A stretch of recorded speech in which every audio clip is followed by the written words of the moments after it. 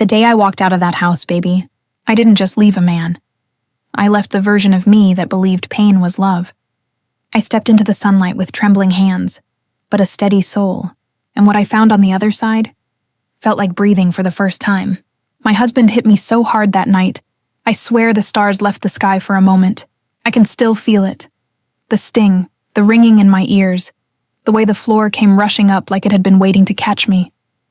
When I opened my eyes, all I saw was his shadow towering over me, shaking, panting, like he was the one who had been hurt. "Grace," he whispered, voice trembling. "Look what you made me do." Baby, it's a strange kind of terror when the person who promised to protect you becomes the storm that ruins you. My heart was pounding so loud I thought the neighbors might hear it. My tongue felt heavy, metallic, like fear itself had weight. I remember touching my cheek, feeling the warmth of my own blood, wondering how love could rot so quietly.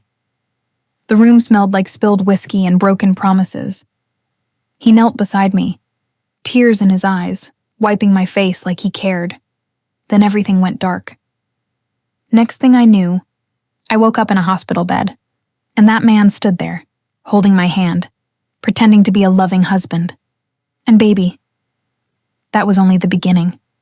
I wasn't always a woman who knew pain like a second name. Once upon a time, I was Grace, soft-hearted, hopeful, believing in the gentle rhythm of forever. And he was Jonathan. Lord, that man walked into my life like sunlight through lace curtains. Warm, gentle, full of promise. He smelled like cedar and fresh laundry when we first met, standing in the church foyer with his Bible tucked under his arm and a shy smile tugging at his lips. "Ma'am, you dropped your scarf," he'd said, handing it to me like it was the most delicate thing he'd ever touched. I laughed, embarrassed, brushing a curl from my face. "Thank you. I'm always losing things." He looked right in my eyes, soft and sure. "Then let me help you find the ones that matter, baby." I was gone right there. Love don't come walking slow sometimes. Sometimes it hits like summer thunder, sudden and holy. Our courting was full of quiet tenderness. Walks at dusk. Scripture shared like secrets. Coffee in chipped mugs by my mama's old porch swing. He called me his blessing. I called him my safe place. Did you ever love so naively you thought you were immune to heartbreak? Mm-hmm. That was me. We married under oak trees wrapped with fairy lights. Gospel choir singing like angels themselves were celebrating us. My veil shimmered like morning dew, and my mama cried into her lace handkerchief like she was sending her baby into a dream. The house we moved into was small but warm, with sunlight that kissed the floors every morning. I filled it with lavender candles, soft blankets, cinnamon rolls on Sundays, laughter echoing off walls still learning our names, and Jonathan. He would wrap his arms around me from behind while I cooked, his chin resting on my shoulder. We'd sway slow to Sam Cooke on the record player, hearts beating in rhythm, future stretched wide and golden. I thought love meant safety. I thought marriage meant peace. For a long time it did. But baby, even the sweetest river can hide stones beneath. Life felt calm, gentle, predictable, the kind of days that taste like honey and morning light.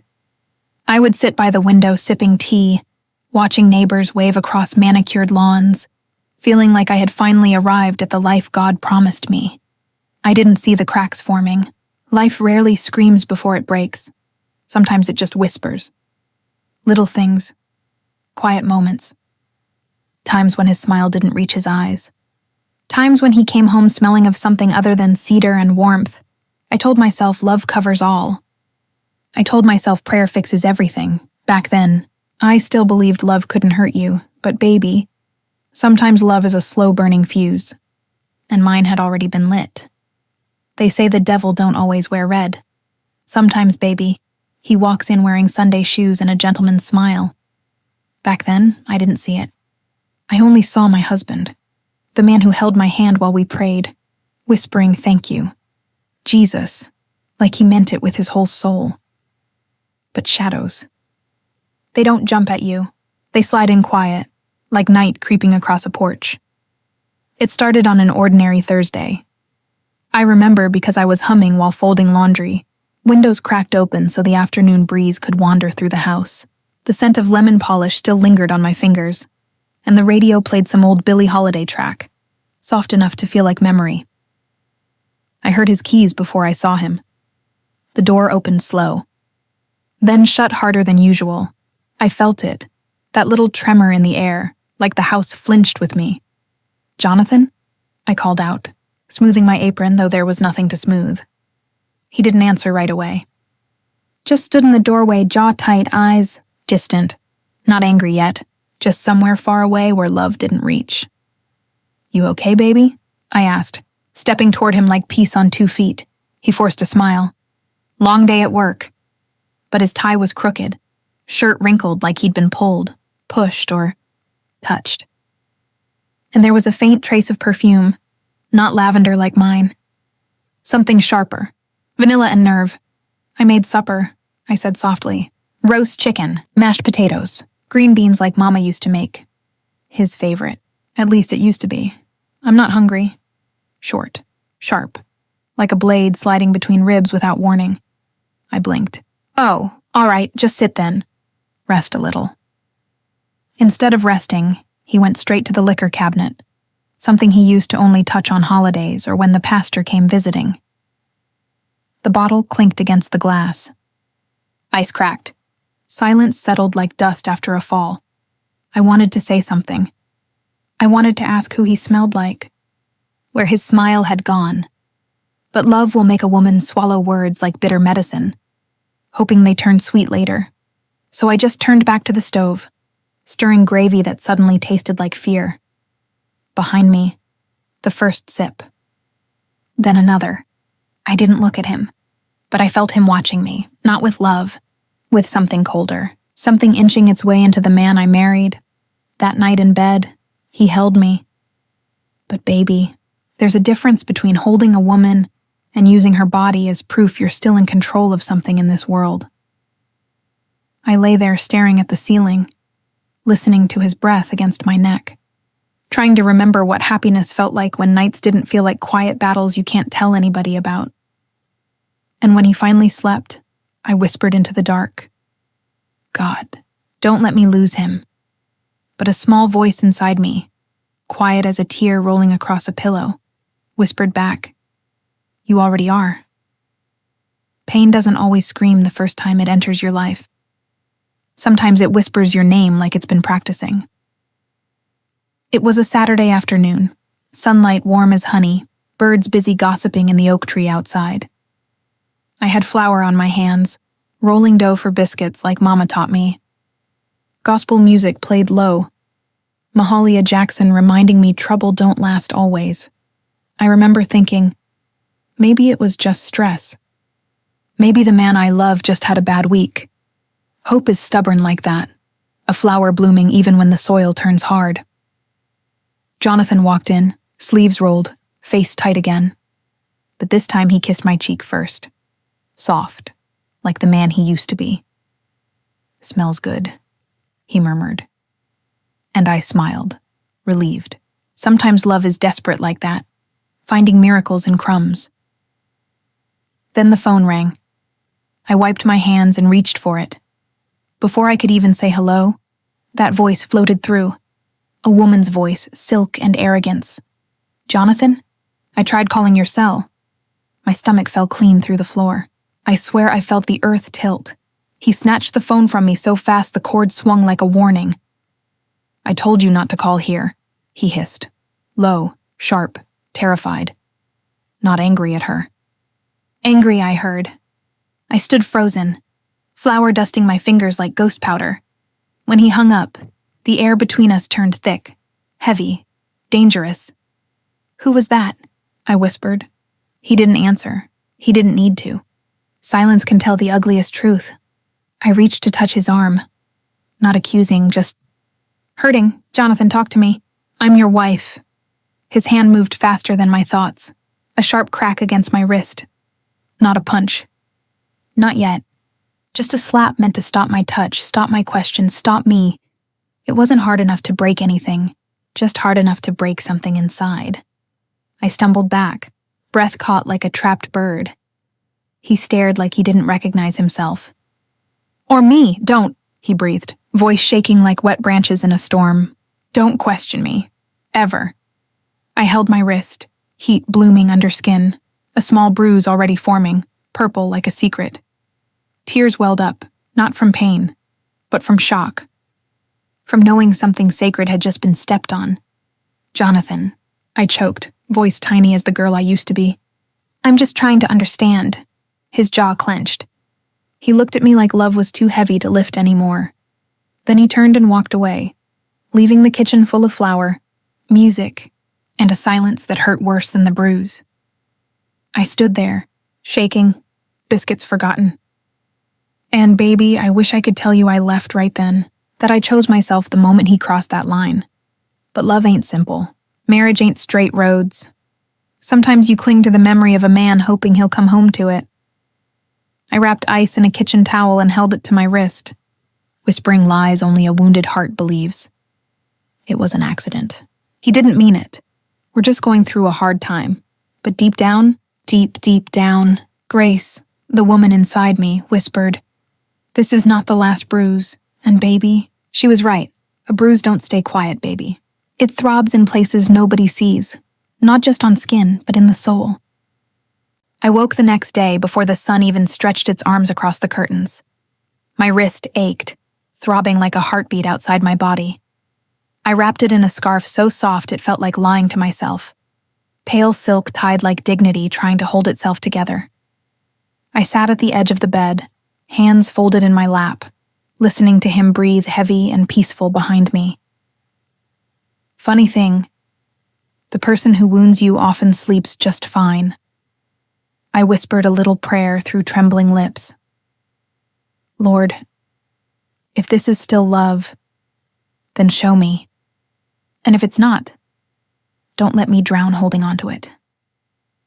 He woke hours later, stretching, yawning, acting like yesterday didn't bleed into today.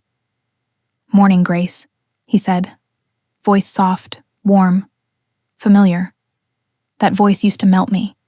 Today it just confused me, hurt me, held me hostage to memory. His eyes landed on the scarf. And baby, guilt showed up, but only for 1 second. Quick as lightning before the storm drops rain. "What happened to your wrist?" he asked. My throat tightened. "You happened," I wanted to say. But pain makes cowards of hearts that still love. So instead, I whispered, "Just a little bruise." He came closer, lifting my chin with 2 fingers. Those same hands, I once trusted them to hold me, not hurt me. "You know I didn't mean to," he murmured. Voice gentle, but heavy with a threat wrapped in softness. "I work too hard. I'm stressed. Things and slip. You know how life gets." He cupped my cheek. His thumb brushed the edge of my mouth, tender, calculated, claiming. Then came the words, abuser's script like a sermon they memorize. "Don't make me upset like that again, Grace. You know how to keep peace in this house. Baby, do you hear it? Not I'm sorry. Not I was wrong. Not forgive me. Just a warning disguised as concern. A demand wrapped in love." I swallowed feelings so sharp they could have cut glass. "Yes," I whispered. "I understand." But my voice didn't sound like mine. It sounded like someone shrinking. He pulled me into his arms, a hug that felt like a cage. "You're my wife, my rib, flesh of my flesh. Don't forget your place." There it was, the script. The verse turned into a weapon. I nodded against his chest, body stiff, spirit aching. "I won't." He kissed my forehead. Gentle, sweet, possessive. The kind of kiss that tells the world, she's mine to love, and mine to break. Later, I stood at the sink washing dishes, water warm, but my hands ice cold.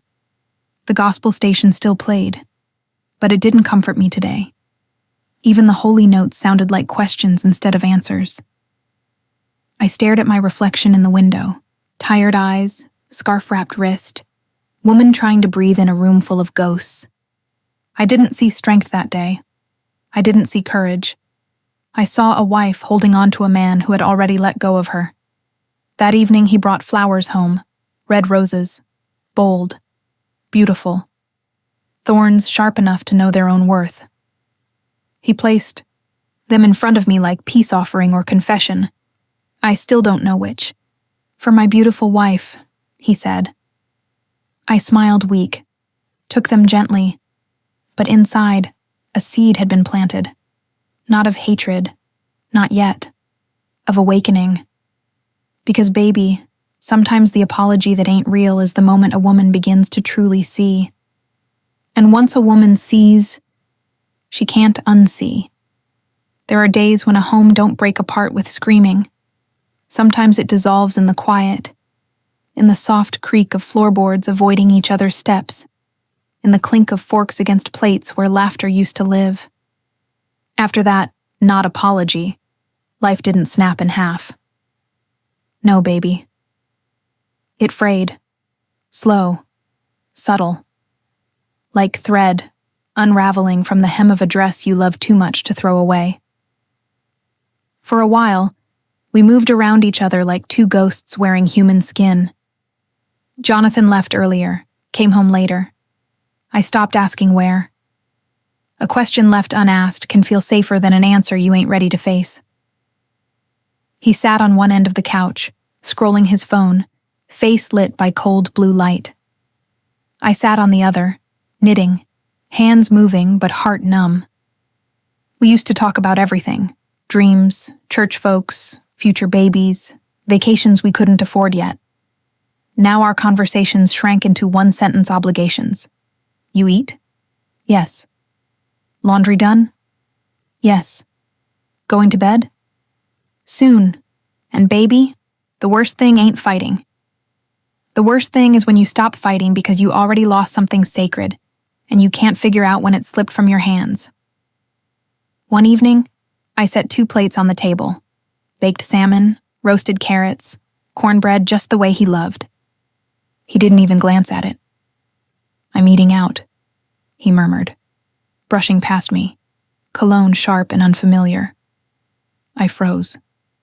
Hands trembling around a plate still warm from love I kept trying to give him. But I cooked, I whispered. Half plea, half prayer. He didn't look at me. Didn't ask you to. Door closed. Silence swallowed the house whole. A woman can sit in an empty kitchen and hear her heart break one beat at a time. I ate alone. Not because I was hungry, but because eating feels like proof you still exist. That night, I sat by the bedroom window, moonlight laying across the floor like spilled mercy. I held my bruised wrist, almost healed now, but wounds ain't always skin deep. I whispered to the dark, Lord, what am I supposed to do? And the silence answered me back. Wait. But waiting ain't passive. Waiting is heavy. Waiting is a woman holding her breath, hoping she ain't wasting it. Weeks passed like that. Quiet lips, loud doubts. I ironed shirts he no longer thanked me for. I made meals he didn't eat. I smiled at church so nobody saw me drowning. People can sit right next to you and never hear you screaming inside your own soul. One morning, I found a receipt in his jacket pocket. 2 coffees, 2 pastries. My heart didn't burst that day. It just sank. Because betrayal don't always walk in with lipstick on a collar. Sometimes it hides in small things. 2 cups instead of 1. A laugh you didn't hear. A morning that didn't belong to you. I traced the receipt with my finger like it held answers. But all it held was proof that silence had become our roommate. And baby. When love gets quiet, truth starts whispering louder. I didn't confront him. I didn't cry. I just folded the receipt, placed it gently in my Bible, right between Psalms and Proverbs, as if even heartbreak might need scripture to survive. And in the stillness of that moment, I understood something painful. Silence wasn't peace. It was the echo of a love, bleeding slow. A woman knows when her marriage has cracks, but there's a different knowing. The one that arrives when the cracks stop being cracks and become open doors. He walks through without looking back. It was a Friday evening. I made pot roast, slow cooked, rosemary kissed, the kind he used to come home humming for. Candles flickered warm, table set with the good plates like hope was still welcome here. I wore the yellow dress Jonathan once said made me look like sunshine he could hold. God help me, baby. I was still trying. I listened for keys in the door, for footsteps, for a voice calling, "Grace, I'm home." But the house stayed still. Too still. Like somebody had pressed pause on all the life inside it. Hours passed. Dinner cooled. Candles burned down low, wax spilling like tired tears. At 10:42 p.m., my phone buzzed. Not a call. A message so small it could barely hold the truth. Don't wait up. Staying out. Work stuff. Work stuff don't text your husband after midnight smelling like perfume. Work stuff don't keep him from his wife's table, his wife's arms, his vows. I stared at the message until the words blurred into salt and hurt. I didn't call. I didn't beg. Instead, I stood up and cleared the table slow. Forks clinking like tiny funerals for every "I love you" we ever whispered. Then I sat at the edge of the bed, hands folded in my lap, just breathing. Empty rooms echo loud. And baby, loneliness in marriage is a kind of hunger that eats you from the inside. I prayed. Not for him. Not tonight. For me. Lord, please don't let this make me forget who I am. My voice cracked. Faith don't always stand tall. Sometimes it kneels shaking, begging not to break. The clock dragged itself past midnight. 2 a.m., 3 a.m. Still no footsteps, no door turning.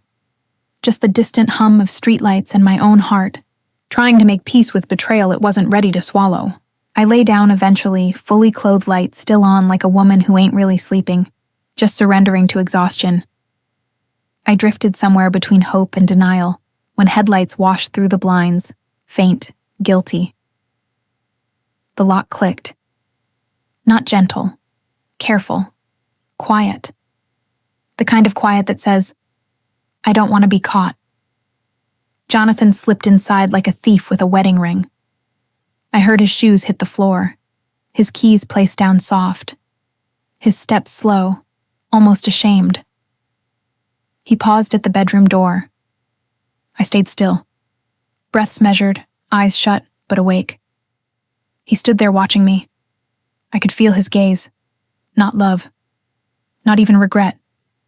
Just calculation. Like he was deciding how much truth I already knew. Then he did something that hurt more than any bruise. He sighed. Relieved. Relieved I didn't confront him. He sighed. Relieved. Relieved I didn't confront him. Relieved I didn't question. Relieved I stayed silent and small. And that sigh, baby. That's when something inside me tightened instead of breaking. Because I realized he wasn't scared of losing me. He assumed I'd never leave. He crawled into bed without touching me, facing the wall, back turned like a stranger with my name on his mail. I stared at the ceiling, feeling the space between us like a canyon carved by lies. And somewhere around 4:18 in the hollow morning, I whispered into the quiet, only God and broken women hear, "If he won't choose me, someday I'll choose myself." It was a seed, tiny, trembling. But seeds don't stay quiet forever. Night hung heavy like a burden only my heart could feel. The house was silent. Too silent. Only the small kitchen light glowed, casting a soft, lonely halo on the table where I sat, hands trembling, soul bruised. Inside my chest, a storm raged. A question kept echoing. "Grace, how long? He walked downstairs slowly, calmly, as if nothing had happened. As if his words hadn't shattered me just an hour ago. As if breaking me had become routine. There was no regret in his eyes, only entitlement, only habit. The habit of hurting me, the habit of shrinking me, the habit of believing I would never leave. You always overthink. He smirked, voice low, careless. Stop being dramatic. His words sliced deeper than any knife ever could. At one time I saw my future in him. Tonight, he felt like a prison guard and I was the soul trapped behind bars. I didn't cry. Not this time. Silence became my armor. Pain became clarity. A sister once told me, every woman faces her moment, to either endure or rise. Tonight, my moment arrived. I stood up, looked straight into his eyes. My heart was racing, but my voice, steady, enough. By tomorrow morning, I will not be here, he laughed. Then his face hardened. You're not going anywhere, he snapped. But this time, he wasn't in control. I was. I'm leaving, I repeated, feeling strength I forgot I had. He yelled, slammed the door, tried to shake the walls with his anger, but nothing could shake me anymore. Fear for the first time turned into freedom, and freedom whispered, walk away, Grace. The moonlight rested on my face through the window, as if the heavens themselves whispered, go, my child, write your story. I picked up my notebook, the one I had once hidden with my dreams, and held it close. I didn't sleep that night. Not because I was broken, but because for the first time I was becoming whole. That night wasn't my ending. It was the quiet birth of a woman who finally chose herself. Morning didn't come gently. It arrived like truth, clear, undeniable, unafraid. Sunlight streamed through lace curtains, soft and golden, touching my cheek like God himself saying, get up. Daughter. I stood in front of the mirror, eyes tired, soul scarred. But there was something new in my reflection. Resolve, dignity, a quiet, sacred power. My suitcase sat by the door, not heavy with clothes, but heavy with memories, good ones holding my hand, bad ones pushing me forward. He came into the doorway, arms crossed, ego standing taller than him. You think walking out makes you strong? He scoffed. I didn't answer. Silence sometimes speaks louder than any sermon. He stepped closer. You won't last without me. I finally looked up. Not trembling, not pleading, just done. I lasted before you, I whispered, and I will bloom after you.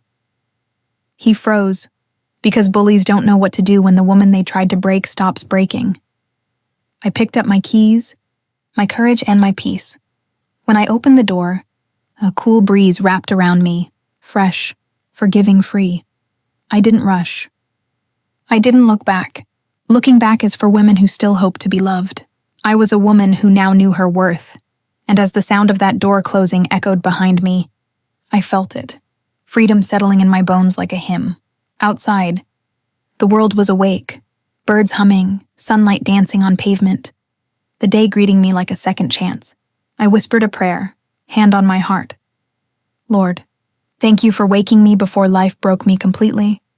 Then I walked, one step at a time, softer than anger, stronger than pain, guided by grace. That morning, I didn't just leave a house.